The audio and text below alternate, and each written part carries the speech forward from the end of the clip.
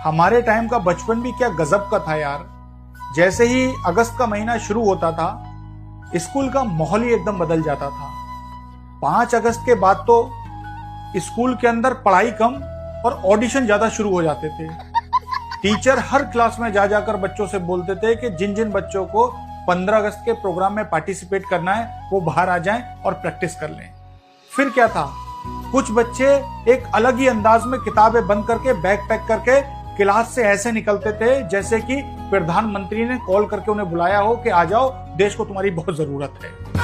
और जो बच्चे क्लास के अंदर रह जाते थे वो मन ही मन भाई साहब इतना अंदर ही अंदर घुटते थे कि पता नहीं साला कौन से कर्मों की सजा भुगत रहे हैं जो हमें पढ़ाई मिल रही है और इनको आजादी मिल रही है। और ये जो बच्चे पार्टिसिपेट करने किसी हॉल में या क्लास में जाते थे और जब वो डांस की प्रैक्टिस कर रहे होते थे तो जो वहां से देशभक्ति गानों की आवाज आती थी, और जो बच्चे पढ़ रहे होते थे भाई साहब इनका पढ़ाई में मन नहीं लगता था, इनकी नजरें ब्लैक बोर्ड पे होती थी, लेकिन भाई साहब इनके कान उसी कॉन्फ्रेंस हॉल में होते थे जहां से आवाज आती थी कि देश रंगीला रंगीला देश मेरा रंगीला। और कुछ बच्चे तो इसकी भैंस की आंख ऐसे होते थे जो पढ़ाई से बचने के लिए ही नाम लिखवाते थे कि 10 दिन पढ़ाई ना करनी पड़े, सिर्फ प्रैक्टिस करूंगा 10 दिन तक।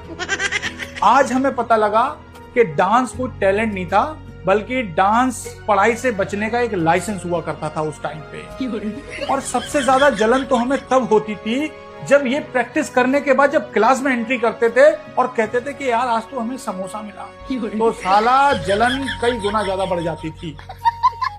और जो पार्टिसिपेट किया करते थे ना, वो अपने आप को 10 दिन तक भाई साहब सेलिब्रिटी से कम नहीं समझते थे।